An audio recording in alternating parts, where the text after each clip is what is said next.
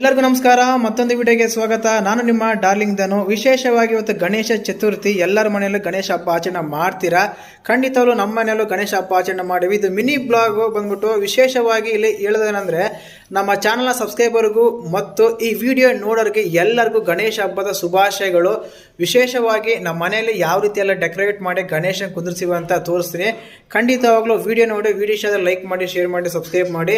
ನೋಡ್ತಿರ್ಬೋದು ನೀವು, ಗಣೇಶ ಬಾಳೆ ಗಿಡ ಇಟ್ಟಿದ್ವಿ. ಗಣೇಶ ಇಲ್ಲ ನೋಡ್ತಾ ಇದ್ದೀರಾ. ಗಣೇಶ ಕಾಣ್ತಾನೆ ನೋಡಿ, ಇಲ್ಲಿದ್ದಾನೆ ಗಣೇಶ. ಖಂಡಿತವಾಗ್ಲೂ ಮಣ್ಣಿನ ಗಣಪನೇ ನಾವು ಇದು ಮಾಡಿದ್ವಿ. ಅಂದರೆ ಇದು ಬರುತ್ತಲ್ಲ, ಪೇಂಟಿಂಗ್ ಗಿಂಟಿಂದೆಲ್ಲ ಇಟ್ಟಾನೆ.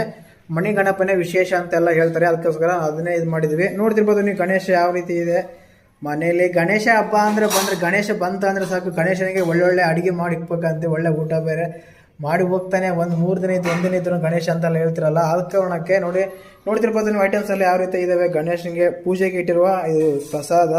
ಹಂಗಂತ ಗಣೇಶನ ತಿನ್ನಲ್ಲ, ನಾವೇ ತಿಂತಿರ್ತೀವಿ. ಗಣೇಶನಿಗೆ ಮಾಡೋ ಹಬ್ಬ ಇದು. ವಿಶೇಷವಾಗಿ ಹೇಳ್ದಲ್ಲ, ಎಲ್ಲರಿಗೂ ನಮ್ಮ ಚಾನಲ್ ಸಬ್ಸ್ಕ್ರೈಬರ್ಗೂ ಮತ್ತು ಈ ವಿಡಿಯೋ ನೋಡಿ ಎಲ್ಲರಿಗೂ ಗಣೇಶ ಹಬ್ಬದ ಶುಭಾಶಯಗಳಂತ. ಒಂದ್ಸಲ ನೋಡ್ಕೊಂಬಿಡಿ ಯಾವ ರೀತಿ ಇದೆ ಅಂತ. ಸೆಟಪ್ ಎಲ್ಲ ಈ ರೀತಿ ಎಲ್ಲ ಸೆಟಪ್ ಎಲ್ಲ ಮಾಡಿದ್ದೀವಿ.